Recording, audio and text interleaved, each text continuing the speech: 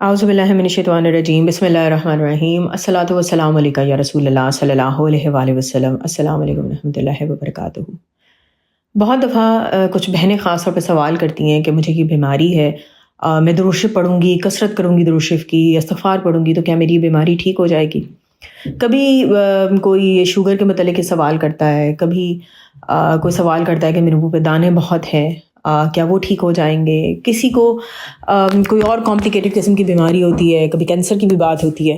تو ان سارے سوالوں کے جواب میں یہی بات بولی جاتی ہے کہ دیکھیں، جب اللہ تعالیٰ نے یہ وعدہ کیا ہے، حضور پاک صلی اللہ علیہ وسلم نے بھی آپ سے احادیث میں یہ وعدہ کیا ہے کہ جو بھی درود شریف پڑھے گا اس کو رحمت ملے گی، اس پہ برکت نازل ہوگی، اس کے درجات بلند ہوں گے، گناہ معاف ہوں گے۔ تو دیکھیں، ہم رحمت کو معنی کیا لیتے ہیں؟ ہم خود نہیں جانتے کہ ہمارے لیے رحمت کیا ہے، ہم خود نہیں جانتے کہ ہمارے لیے برکت کیا ہے، لیکن یہ بات یقیناً اللہ تعالیٰ جانتے ہیں۔ یقیناً حضور پاک صلی اللہ علیہ وسلم اپنے ہر امتی کے حال سے واقف ہیں کہ اس بندے کے لیے رحمت کیا ہوگی، اس بندے کو کس رحمت کی ضرورت ہے، ہم واقعی اپنے لیے نہیں جانتے۔ تو ان سب بہن بھائیوں کے لیے یہی ایک گزارش ہوتی ہے کہ آپ درود شریف پڑھیں۔ ٹھیک ہے، انسان کے ذہن میں بالکل جب بھی آپ کوئی تلاوت کر رہے ہوتے ہیں، کچھ بھی کر رہے ہوتے ہیں، کبھی محبت میں ڈوب کے کر رہے ہوتے ہیں، کبھی اپنی زندگی کے جو مسائل ہوتے ہیں وہ آپ کے بیک آف دا مائنڈ چل رہے ہوتے ہیں، اور آپ ظاہر پریشان ہیں، انسان ہیں ہم، کوئی فرشتہ تو ہے نہیں کہ فل توکل کے ساتھ، عام انسان ہے نا ہم لوگ، کہ فل توکل کے ساتھ آنکھیں بند کر کے بس ایک محبت کے ہر اس لمحے میں، ہر لمحے کو ہم محبت میں ہی جی رہے ہوں، اللہ اور رسول صلی اللہ علیہ وسلم کی محبت میں، جو ہونا چاہیے، لیکن ایسا نہیں ہوتا۔ ہم عام انسان ہیں نا، گناہ بھی کرتے ہیں۔ تو گزارش یہی ہے کہ آپ درود شریف پڑھیں، آپ قرآن شریف پڑھیں، آپ استغفار کریں، کنیکٹڈ رہیں اللہ تعالیٰ سے، رسول پاک صلی اللہ علیہ وسلم سے، تو آپ کے حال پہ کرم ہوگا۔ آپ کے لیے جو بہترین اللہ تعالیٰ سمجھیں گے اس طرح کی رحمت آپ کو عطا ہوگی۔ جو حضور پاک صلی اللہ علیہ وسلم آپ کے امتی ہونے کے ناطے جو آپ کے لیے بہترین سمجھیں گے وہ آپ کو عطا کریں گے۔ ایک بات یہ بھی یاد رکھیے گا کہ جب ہم کسی بیماری میں مبتلا ہوتے ہیں، ٹھیک ہے، تو آپ دیکھیں ہمارے گناہ جھڑتے ہیں۔ اب ہم اتنے گناہ گار لوگ ہیں، ہم اپنی اچھائیوں کو تو شاید یاد رکھتے ہوں گے، لیکن گناہ کہاں یاد رہتے ہیں، جانے انجانے میں پتہ نہیں کتنے گناہ کر جاتے ہیں۔ تو جب بھی بیماری آئے، بخار ہو، کوئی بھی تکلیف سے آپ گزر رہے ہیں، تو اپنے دل کو تسلی دیں، اطمینان دیں اس بات سے کہ یہ بھی میرے لیے بہتر ہے کہ میرے گناہ جھڑ رہے ہیں۔ اچھا، آج کی اس ویڈیو میں ایک بہن کی زبانی ان کی کہانی آپ سنیں گے، درود شریف کا سفر سنیں گے، اور آپ حیران ہو جائیں گے کہ کس طرح اللہ تعالیٰ نے ان کی بیماری کو دور کیا۔ تو آئیں ان کی زبانی، ان کی کہانی سنتے ہیں۔ السلام علیکم ورحمۃ اللہ وبرکاتہ۔ کیسی ہیں آپ؟ اللہ تعالیٰ آپ کو اپنے امان میں رکھے، خیر خیریت ہو سب طرف۔ کل میں نے آپ سے پوچھا تھا کہ آپ کے ساتھ اپنے کچھ مشاہدات، کچھ باتیں میں شیئر کرنا چاہتی ہوں، تو بہت اچھا لگتا ہے جب آپ اتنے پیار سے، اتنے خلوص سے بات کرتی ہیں۔ اللہ تعالیٰ آپ کو اس کا اجر دے۔ میں نے پہلے بھی آپ کو بتایا تھا کہ تقریباً 1 سال ہو گیا ہے الحمدللہ باقاعدہ طور پہ درود شریف پڑھنا جب سے شروع کیا، کیونکہ اس سے پہلے یہی ہوتا تھا کہ کبھی پڑھ لیا، کبھی نہیں پڑھا، اس طرح نا۔ لیکن یہ تھا کہ مطلب جب سے اپنی پرسنل 1 کروڑ کی نیت کی ہوئی ہے تب سے تو مطلب الحمدللہ پڑھ ہی رہی ہوں۔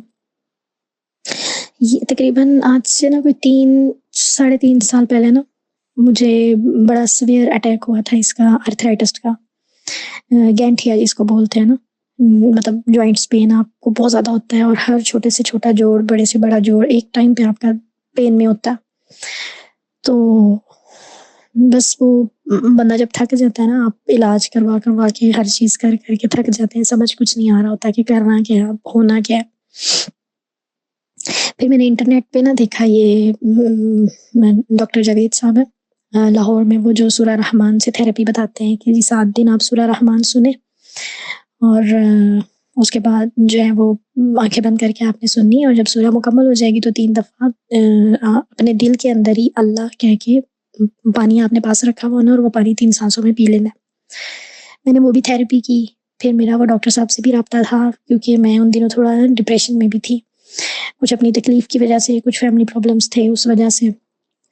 تو میں نے نا ان سے ایک سوال پوچھا ڈاکٹر صاحب سے، میں نے کہا مطلب میرا اس چیز پہ یقین ہے کہ ظاہر سی بات ہے قرآن جو ہے وہ شفا ہے، لیکن اگر بالفرض مجھے اس سے آرام نہ آیا تو میں یہ تھیراپی کر رہی ہوں تو اس سے آرام نہ آیا تو انہوں نے مجھے کہا تھا کہ بیٹا اگر آرام نہ آیا نا تو کچھ اور ڈھونڈنا اپنی ذات کے اندر کہ اس سے آپ کو اور کیا ملا ہے، کیونکہ یہ قرآن ایسی چیز ہے کہ جو اپنے پڑھنے والے کو اپنے سننے والے کو فیض ضرور دیتا ہے۔ یہ قرآن ہو نہیں سکتا کہ جو اتنی محبت سے اس کو بیٹھ کے سنے بھی تو وہ اس کے فیض سے محروم رہے۔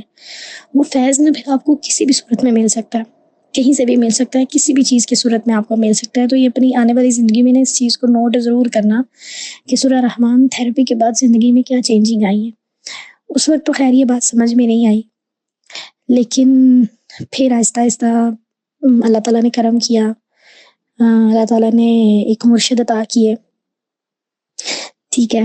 وہ اب تو اس دنیا میں نہیں ہے، حیات نہیں ہے وہ، اللہ تعالیٰ ان کو کروٹ کروٹ جنت نصیب کرے، آقا جان علیہ الصلوۃ والسلام کا ساتھ ان کو جنت میں دے۔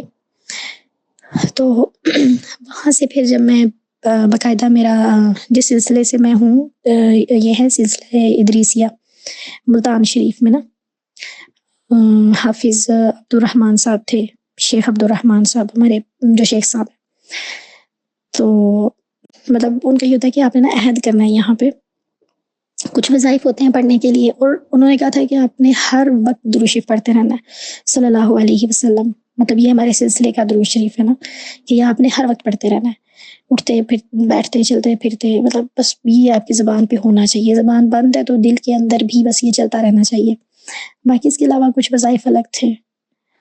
پھر جب میں نے یہ پڑھنا شروع کیا ریگولر، آہستہ آہستہ طبیعت میں بھی آرام آنا شروع ہوا۔ پھر الحمدللہ ایک کہہ سکتے ہیں جیسے کہ روحانی خوابوں کا سلسلہ شروع ہوا، مجھے نا پھر اس میں بڑا مزہ آنے لگا، پھر مجھے لگتا تھا جو میری رات ہے نا وہ میرے لیے پورے دن کی ڈپریشن، اپنی طبیعت کی پریشانی، اور جیسے میں نے آپ کو بتایا تھا کہ میں یہاں پہ ہوں یورپ میں، تو اکیلی ہوں، ظاہر فیملی ممبر اور کوئی ہے نہیں، تو ماشاءاللہ بچے ہیں، ان کو دیکھنا، گھر کو دیکھنا، تو جب اتنی پریشانی، مطلب اتنا وہ اسٹرگل کے بعد جب میرے لیے رات آتی ہے نا، تو یہ میرا انعام ہوتا ہے کہ مجھے اس طرح نا کچھ خواب میں دکھایا جاتا ہے، مطلب ایک بڑے اچھے مجھے خواب آتے ہیں۔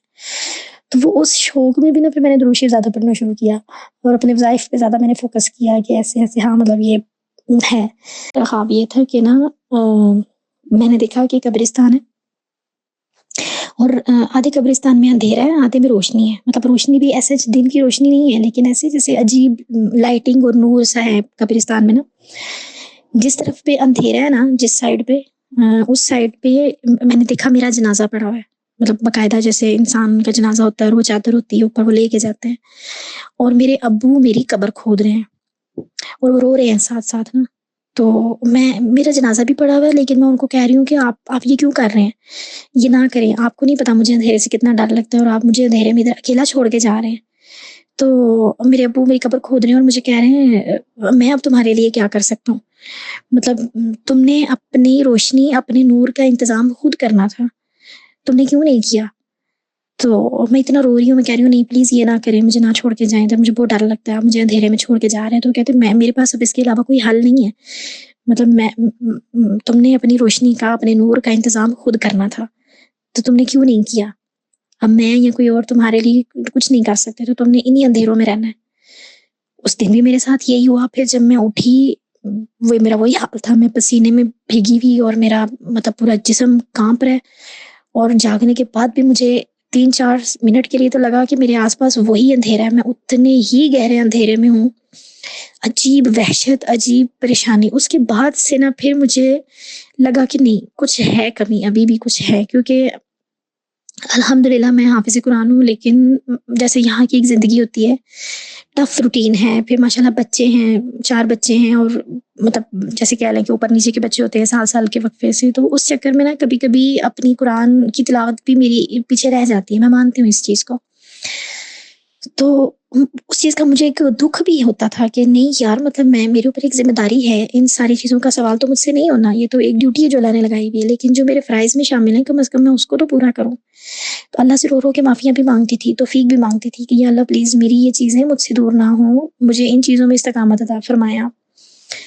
پھر جب یہ خواب دیکھا میں نے، تو یہ اتنی میں پریشان، اتنی عجیب کیفیت، اتنا رونا دھونا میں نے بچایا پھر بھی، لیکن یہ نہ میں نے کسی سے بھی سوائے اپنی امی کے نہ کسی سے ڈسکس میں نے نہیں کیا تھا. تو ایسے ہی پھر ایک دن نہ یہ مطلب موبائل کو اسکرول کرتے ہوئے پھر میرے سامنے قافلہ والوں کا گروپ آیا کہ مطلب اس طرح آپ 1 کروڑ کی نیت کرنے کے لیے قافلہ میں شامل ہو جائیں. تو پھر میں نے فٹافٹ سے وہ نیت کر لی. مطلب مجھے لگتا تھا کہ نا مجھے کہیں سے بھی اب کوئی ایک وہ ہوتا ہے نا کہ روشنی کی کرن نظر آئے، کہ کچھ ذریعہ بنے میرا وہ اندھیرا ختم کرنے کا، وہ جو وحشت ہے وہ کسی ذریعے سے میری ختم ہو. مطلب یہ جو چیز تھی نا یہ نہیں جا رہی تھی دماغ سے، آنکھوں سے. پھر الحمدللہ قافلہ کے ساتھ جب میں نے جوائن کیا وہاں پہ، تو ظاہر سی بات ہے درود کی تو رحمتیں برکتیں ہیں. وہاں سے پھر مجھے درود پاک لکھنے کی موٹیویشن ملی، وہ میں نے مشاہدات سنے. اور اس سے پہلے یقین کریں میری اتنی کم بختی، اتنی بدبختی کہ مجھے درود شریف لکھنے کے بارے میں پتہ ہی نہیں تھا کہ درود پڑھنے کے علاوہ درود لکھا بھی جاتا ہے. تو جیسے میں نے بتایا کہ مجھے آرتھرائٹس کا پرابلم ہے، تو آپ کو پتہ ہے جب یہ گینٹھیے کا پرابلم ہو تو آپ کے ہاتھوں کی انگلیاں جو ہیں، ہاتھ جو ہیں وہ ٹیڑھے ہونا شروع ہو جاتے ہیں. اور میرا بھی وہی حال تھا. مطلب میں اتنی سیویئر کنڈیشن میں تھی کہ میں ایک پانی کا گلاس تک نہیں پکڑ سکتی تھی، اتنی پین میں تھی میں. اور جب میرے ہاتھوں کے ایکس رے ہوتے تھے تو باقاعدہ ان میں آتا تھا کہ ہڈیاں ٹیڑھی ہو رہی ہیں. خیر جب میں نے وہ لکھنے کے مشاہدات سنے تو میں نے فوراً سے پہلے لکھنے کی نیت کی، اور میں بس فٹافٹ سے ڈائری لے کے آئی اور میں نے اسی دن سے درود شریف لکھنا شروع کیا. اور لکھتے ہوئے بھی نا بس مجھے یہ ہوتا تھا کہ یا اللہ اگر میں ان ہاتھوں سے تیرے نبی کا نام لکھ رہی ہوں نا، تو جانتا ہے میری نیت کو، میری محبت کو اگر میں لکھ رہی ہوں تو پلیز میری ان ہاتھوں کو کسی کا محتاج نہ کرنا. مطلب محتاجی صرف اللہ کی ذات کی ہونی چاہیے، کسی بندے کی، کسی انسان کی محتاجی بڑی بری چیز ہے. کیونکہ میں گزر رہی تھی اس فیز سے. تو اللہ کا اتنا کرم، اس کا اتنا شکر، میں جتنا کروں اتنا کم ہے. میری ذات، میری اوقات نہیں ہے، لیکن بہت کم میں پھر بھی اس کا شکر ادا کر پاتی ہوں. جب میں نے درود شریف لکھنا شروع کیا تو وہ درود شریف کا نہ تو مشاہدہ میں کہتے ہیں، وہ معجزہ ہے میری زندگی میں. جب میں نے یہ پورا 1 مہینہ میں نے لکھا، 1 مہینے کے بعد دوبارہ سے میرے ایکس رے تھے، میری اپوائنٹمنٹس تھی ڈاکٹرز کے پاس. جب میں گئی ہوں تو وہ ڈاکٹر حیران کہ آپ کے ہاتھ کیسے ٹھیک ہو گئے ہیں. مطلب میری وہ جو ٹیڑھی ہوئی ہوئی انگلیاں تھیں وہ الحمدللہ اب ٹھیک ہو گئی ہوئی ہیں درود شریف لکھنے کی برکت سے. اور میں جب وہ ڈاکٹر میرے سے بات کر رہی تھی اور میری آنکھوں میں آنسو تھے اس وقت بھی، میں نے کہا مطلب تم لوگ تو نہیں ہو، مطلب ہمارے مذہب میں سے بھی نہیں ہو، زبان ہماری نہیں سمجھتے ہو، تو میں کیسے کلیئر کروں کہ یہ میرے ساتھ کیا اللہ نے کرم کیا، اللہ نے کیا معجزہ کیا میرے ساتھ، کہ یہ جو میرے ہاتھ تھے ٹیڑھے ہو رہے تھے یہ کیسے اللہ تعالیٰ نے ان پہ اپنا کرم کیا. اور اس دن کے بعد سے جب سے درود شریف پڑھنا شروع کیا ہے الحمدللہ یقین کریں اتنی اللہ تعالیٰ نے آسانیاں کی ہیں. مطلب میری ذات نہیں ہے اس قابل، میں اتنی گندی، ہر وقت گناہوں میں ڈوبی ہوئی، لیکن پھر بھی اللہ کا کرم کہ اللہ نے یہ احسان کیا. اب دیکھیں آپ نے یہ بہن کی زبانی، ان کا درود شریف کا ایک طرح کا یہ معجزہ ہے نا، درود شریف لکھنے کا معجزہ ہے. وہ آپ نے سنا ہے کہ ان کی وہ انگلیاں جو ٹیڑھی ہو چکی تھیں انہی سے وہ درود شریف لکھنے کی کوشش کر رہی تھیں. انہوں نے اپنی پوری کوشش کی اور اللہ نے کرم کیا. اب یہی میں بھی ان کے درود شریف لکھنے کی رحمت ہو، برکت ہو ان کے لیے کہ جس جسمانی تکلیف سے وہ گزر رہی تھیں، جس پریشانی سے گزر رہی تھیں، اللہ تعالیٰ نے وہ تکلیف دور کر دی. کیسے ان کی انگلیاں سیدھی ہو گئیں کہ ڈاکٹرز بھی حیران ہو گئے کہ یہ معجزہ کیسے ہو گیا ہے. تو بس آپ جس بھی کسی تکلیف سے گزر رہے ہیں، پریشانی سے گزر رہے ہیں، چاہے کینسر کا مرض بھی ہے، آپ نے اپنی کوشش جاری رکھنی ہے. آپ نے اپنا تعلق اللہ تعالیٰ سے، رسول پاک صلی اللہ علیہ وسلم سے مضبوط کرنا ہے. کوشش جاری رکھیں. اچھا اس کوشش میں کمی بھی ہوگی، کبھی کوشش زیادہ بھی ہوگی، مایوس نہیں ہونا آپ نے، ٹھیک ہے. امید رکھیں اس ذات سے کہ جس کے لیے سب ممکن ہے. ہماری سوچ محدود ہے، اس ذات کے لیے کچھ بھی محدود نہیں ہے. دعا ہے کہ اللہ تعالیٰ ہم سب کو دنیا اور آخرت دونوں جہاں میں حضور پاک صلی اللہ علیہ وسلم کی محبت، قرب، دیدار ہر لمحے میں، ہر پل میں عطا کرے. آمین ثم آمین. الصلاۃ والسلام علیکہ یا رسول اللہ صلی اللہ علیہ وآلہ وسلم. السلام علیکم رحمۃ اللہ وبرکاتہ.